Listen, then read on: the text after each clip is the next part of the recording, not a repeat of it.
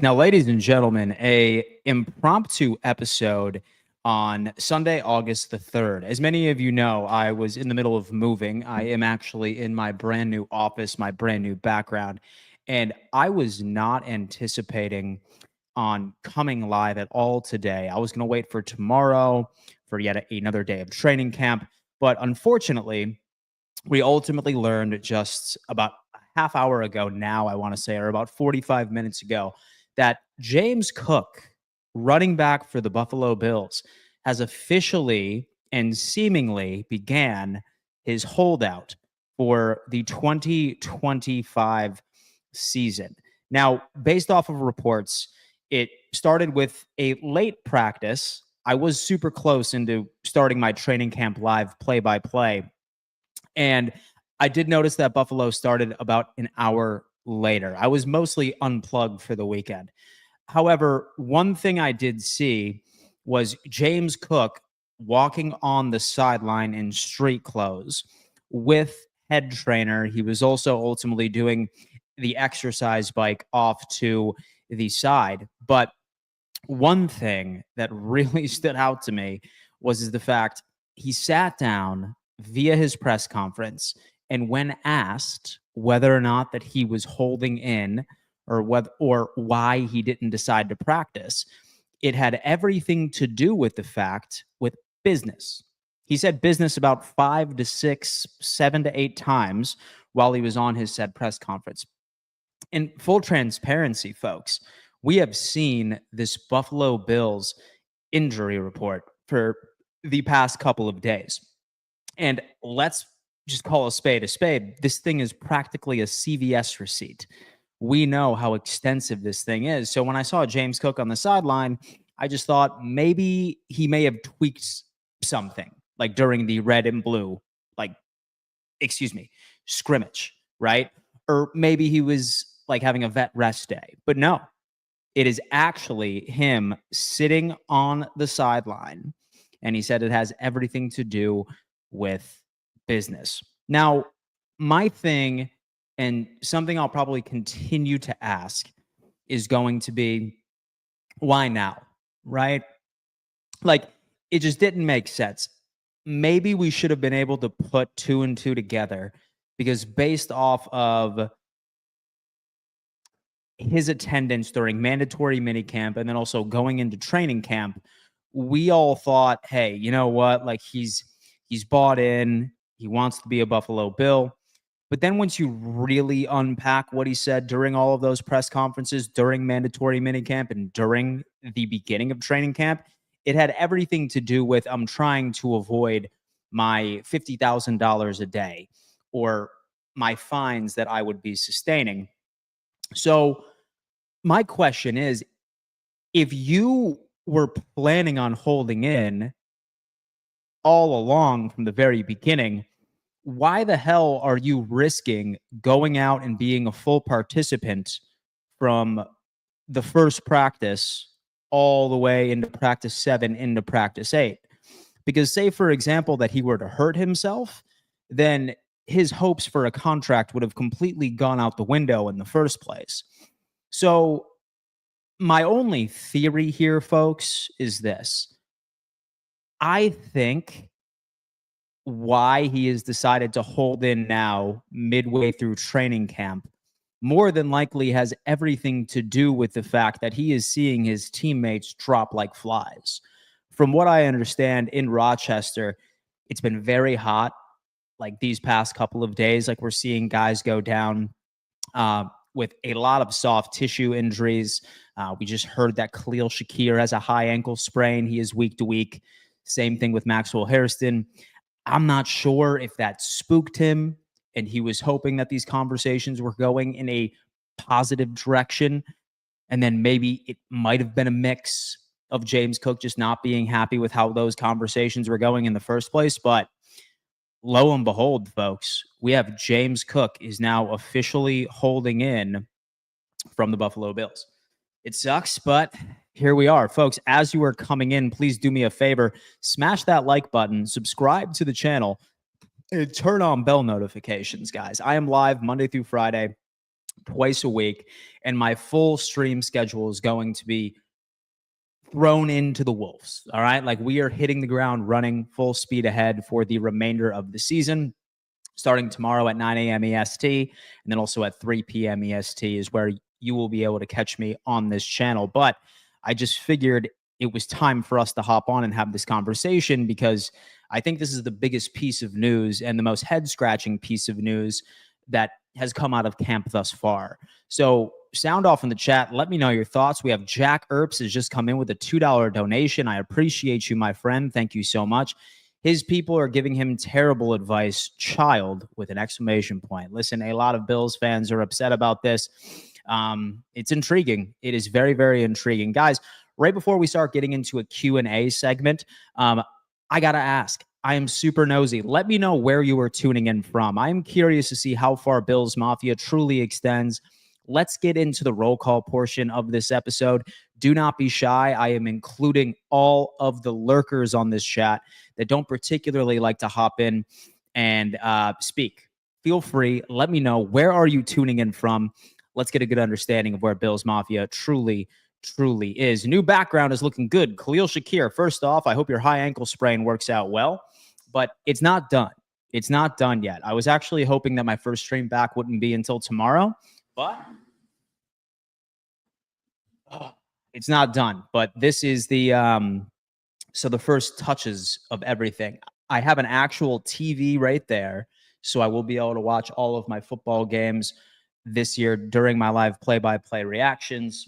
I'm going to have a nice little garage beer, like, poster, like, right over here. I'm going to hang up that Jim Kelly poster, that frame jersey, and then also a Roundtable Sports logo right above the top. So a lot of really cool things are cooking up for this channel in 2025. So I appreciate you showing a little bit of love. The new background and the move went very, very well. Where is everybody? Okay, we have Iowa is in the building. Talk to me. Memphis, Tennessee. Seattle is in the building. Rochester, New York. South Florida, Ohio. Niagara Falls. Auburndale, Florida is in the building. Waterburg, talk to me on this one. Second, Cook knows he's about to be a trade piece for Parsons, along with AJ Epinesa. I did see that, and that's something that we are going to discuss a bit later on this stream. I just had to hop on here for a brief second.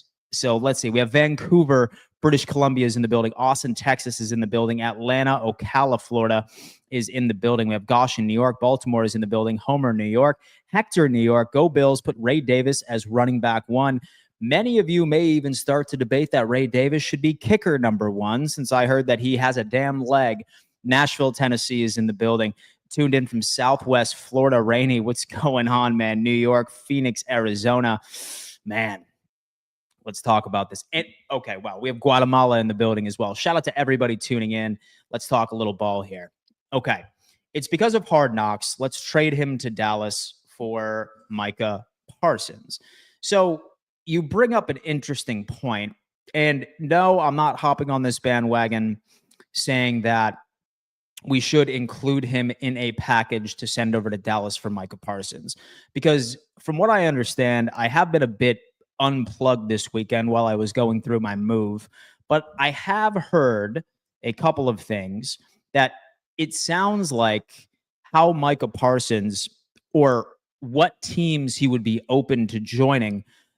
The Buffalo Bills were a team that his agent has all but confirmed he potentially would be okay with going with, right? So Micah Parsons and his agent, so he revealed 4 desired trade destinations, Buffalo being one of them. Now, here's my question when it comes into it.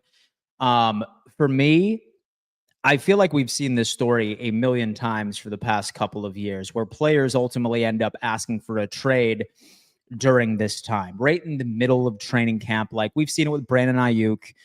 We saw it with Deebo Samuel a couple of years ago with San Francisco. And then now, more interestingly, we see the Terry McLaurin and we see Micah Parsons is now in that said conversation. For me, I don't think that Brandon B, number one, has the financial assets to make this happen. And number two, I'm not entirely convinced that Dallas is going to walk away from this guy. And that's the exact same energy that I'm coming from, where I think Washington is not going to walk away from Terry McLaurin. I think that this is just a last ditch effort for a negotiation piece within that one own respective sort of organization by itself. But I would be shocked if Buffalo ended up making a move for this edge rusher. Right now, his total cap hit is around 24, $25 million since Dallas is going to be exercising his fifth year option this year. And last time I checked, I'm pretty sure Buffalo is right in the single digits, or excuse me, 6 digits in available cap spend. So it's going to be tough for us to make sense of that financially, not unless Buffalo is planning on giving him a multi 4 to 5 year mega deal. It could be done theoretically, but I just don't think that Parsons and or Terry McLaurin are going to be wearing a different uniform at all this year. That's my take, but I would be fine if that was true. I mean, let's see how everyone's doing this morning. True, but not many players come out and say they no longer want to play with the franchise. For sure. So I think the Brandon Ayuk situation a few years back was somewhat similar to me, where he had his fiance post a video saying goodbye to the city of San Francisco. Like, we all thought that he was all but gone. Look, right now it is the NFL. I suppose anything could happen. And trust me, like, I know that my company especially has been running with this storyline, putting together hypothetical trade packages from Dallas and somebody else. I just don't think, if Buffalo doesn't want to pay a top 5 running back in the NFL $15 million a year, it's kind of hard for me to think that Brandon Beane is going to really break the bank and make Micah Parsons the highest paid edge rusher in the NFL. That, for me, would be a long shot. But again, I would be pleased to be wrong, but it's just not something I'm thinking about. I try to tell people about Cook, but no one ever wants to listen. Ray Davis is a beast. James is cooked. I love Cook, but you got to agree, Dan, as a Bills fan, it's pissing us off. It's frustrating, right?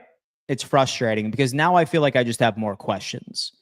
And really all we can do is just speculate that he decided to start his hold-in after seeing how injured half of his teammates have been since the beginning of camp. And guys, look, I know that this year specifically has been terrible as far as injuries.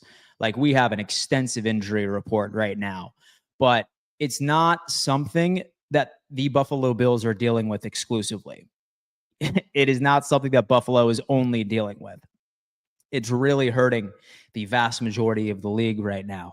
So maybe James got spooked and he was just like, okay, yeah, I think maybe now, like, I need to save myself so I don't get injured, because his contract is entirely based upon he actually plays week 1 through week 17. He's due about $15 million in base salary. He's not guaranteed a dime of that. So I think that could be the reason, perhaps, but it's the timing for me, which doesn't make sense.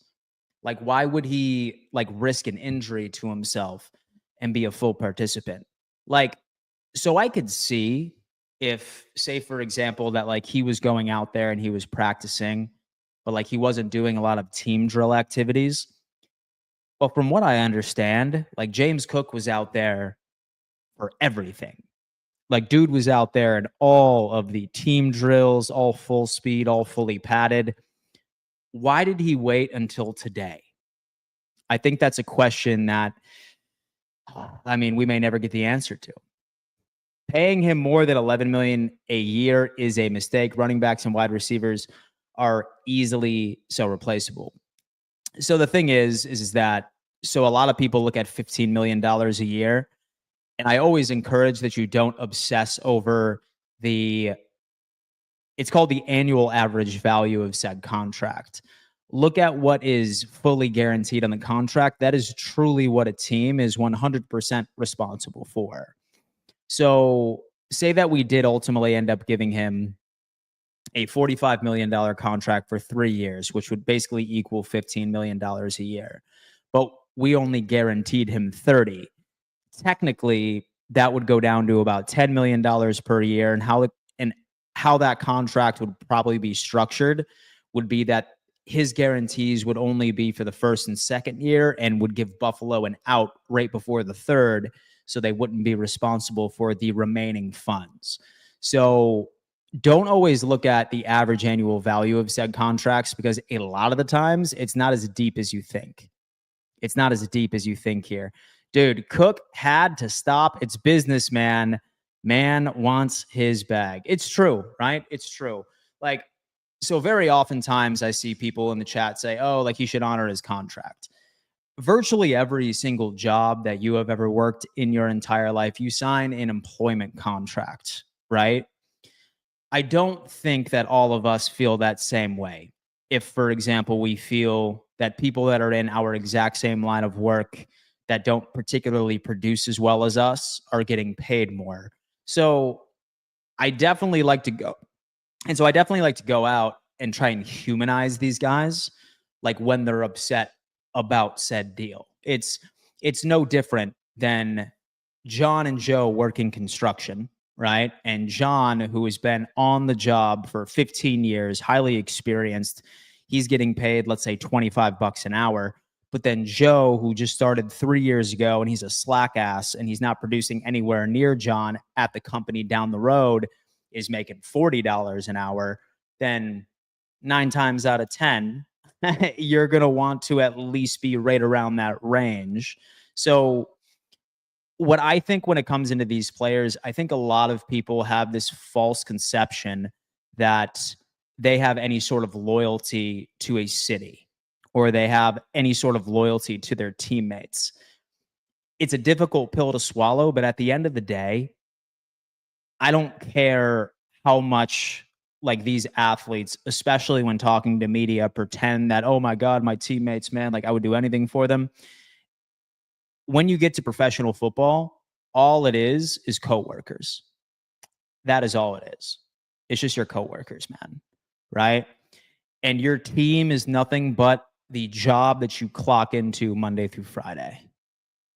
And once you start looking at it through that lens, you tend to be a bit more, so you tend to show a bit more of the empathy to them, right? So that's how I have trained myself to look at things. I'm not saying that you need to look at, and so I'm not saying that you need to look at it like that, but like that's typically how I look at these things. Man wants his bag and has a small window to get it. He's a badass MF. He's durable, fast as lightning. He's grinded hard and fixed his hands issues. I mean, listen, no one's denying that he is not an incredible player. He is a really good player. He is. It's funny because like you think like it's so polarizing with this topic. Like there's people, and really it's just two schools of thought, like when it comes into James Cook. And in my opinion, I think it's unfair. Number one, it's we need Cook no matter what, or we are going to take a massive downward spiral in production. But then there's people saying, oh, he's horrible. He's not that good. Running backs are a dime a dozen. We could easily plug in Ray Davis or find some random rookie and we would get the exact same production. There is something right in the middle, folks, right? Like you don't need to side with one of those two very polarizing schools of thought. It's kind of a mixed bag. It's kind of a mixed bag. What's this holding crap? Suspend him and fine him for conduct detrimental for the team. Set an example. We have Mike Hardy. Man, dude, listen, I can tell you, man, listen, it is definitely a frustrating time, especially since it's all started midway through camp. Statement, maybe a question. And there is no shot that Cook will go anywhere else, because I don't think a single team wants him. Probably not because of his ego, though. I wouldn't say that. Man. I probably could list off about 20 to 25 teams that would gladly take James Cook. I think that there are 20 to 25 teams that would take him almost immediately. And so unless you're the Philadelphia Eagles or the Baltimore Ravens, maybe the Indianapolis Colts, I feel like every single team in the NFL would take him. Every single one of them. We have Robert has come in saying, I think holding in is the wrong way for Cook to handle this, is think that this will hurt him going forward from a perception standpoint. So the thing is that I do try to play devil's advocate, right? Will it? So will it, right? He's basically going into this year with no guarantee that he's going to have a longer career in the NFL, right? He is due $5 million base salary, and he only earns that if he plays all 17 games he's starting, right? Or he's on said roster. Say, for example, that he goes out there and he has another incredible season, but by week 14, and let's knock on wood here, right? Like, let's knock on wood here. By week 14, so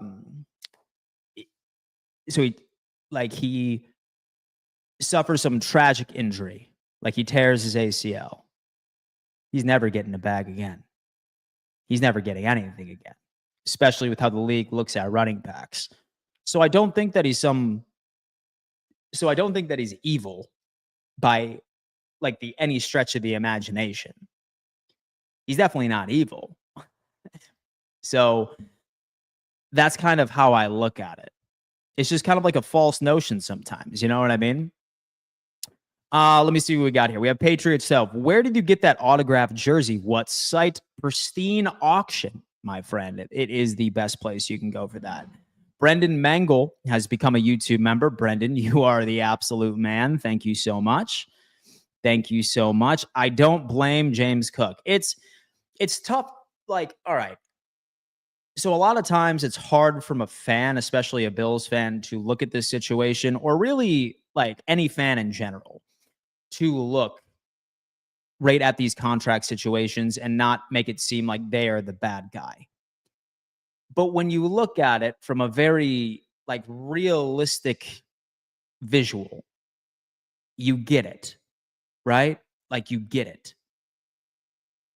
He has no guarantees, meaning that he needs to go out this year with no sense of security, and he needs to put up the exact same numbers or better than last year and avoid some sort of injury so that he could actually end up getting yet some promise that he can continue to play. So don't think he's being evil about this. He's looking out for himself. And very much how I think a lot of you guys sort of look out for yourself in your own respective careers. There's nothing wrong with it. But we will see. We have Patriots 12. Okay. How do we know that there are legit so the fanatics are guaranteed? It is guaranteed. And so I've used it myself. Whoever is in Cook's ear needs to get out. He even said he went about it the wrong way during the off season. Lucas has come in. I know that this is off topic, but where is Bob? Bob is in the garage. So like I said, I have not completely finished my setup yet. So I was planning on doing my first episode tomorrow morning. Bob will be back tomorrow morning. Don't you worry about that, folks. Don't worry about that even for a second. Then why not? So why not try and find a 1-year deal that gets him some extra?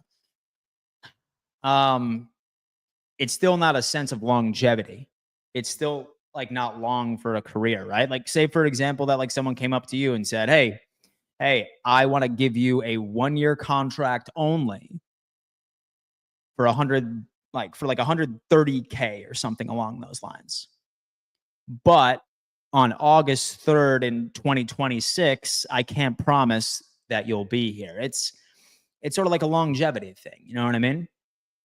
It's sort of a longevity thing. Like, so would you end up taking a job? So when someone just said, hey, look, so here's your salary. Great. But next year, I can't promise that this job will be around. That's sort of what it is. Dan, are you in your new house? I am in my new house, indeed. I have been putting together furniture for the past 48 hours. It's a giant pain in the ass. I will never buy And so I will never buy furniture that needs to be assembled again. It is all going to be pre-assembled around here, baby. I promise you. I follow you. I get Cook wanting a good contract, but he's wanting Saquon money, and respectfully, he's not Saquon level. That was false. So that was a lie. I did confirm that with my source. That was complete bullshit. So that was not true. So our O-line carried his career, guys. Let's be real. I mean, did it? Like, yes. So we have one of the best offensive lines right in the NFL, and I love our offensive line. I really, really do. But it's not something that I can put out as a solidified fact. I think that's something that we should be looking at. What's the worst that James Cook could do to hurt his future this year? We have the villain has come in. So have they started filming for Hard Knocks yet? Because this would make for some damn good drama for the show. Go Bills. First episode of Hard Knocks airs on Tuesday. I don't think that we're going to be getting the James Cook story just yet, but damn, wouldn't that be interesting? He says pre-assembled furniture, 100 different pieces to put together per foot of furniture. Dude, I swear to you, I have some major beef for these furniture companies nowadays. Like, so I had like this table, right? It's like a 2-leg, like side hallway table, had 20 pieces. What's the point of it? I don't care, all right? Like how handy you consider yourself to be. When you're putting together like this book of instructions for like this big dresser, you are always going to do something wrong and have to go back 6 steps to fix it and then go forward. I hate putting furniture together. It is the worst thing on the face of the planet. I would not wish it on my worst enemy. Okay, we have what's up, Deshaun? Statement. Hey, Dan, it's so true about looking at players as coworkers because that applies to practice with players like Shavers or homegrown player like Joe Andreessen. For sure. It's true. It's true. Like, I just think that sometimes we are so in love with the Buffalo Bills that like we think that it's more than just a coworker environment. And the Buffalo Bills are nothing but an employer to these guys. Like, they have zero loyalty to this city and to this team and to their coworkers. It's a tough pill to swallow, but it's true, right? Okay, Stephen R. Bob told Cook he isn't good enough. That's why he sat out. Bob is going to be getting these hands sooner rather than later. You have no idea. I hear you, Dan. Got a new rocker and had to assemble it. It was a pain in the ass. It is. It's terrible. And so I got like 7 or 8 new pieces of furniture and had to do it all. That was an absolute pain in the ass. You have to be smarter than the table to put it together. True. Very true. Congrats on the new OnlyFans you and Bob started. I saw it last night and was salivating. You're welcome, my friend. You're welcome. All right, we have Eric. Bob is holding out. LOL. He is holding out. Bob is holding out. He wants a new contract for this year. That is something that we need to have a conversation about. Sup, Dan, at work. Have a good one, man. That's what I'm talking about.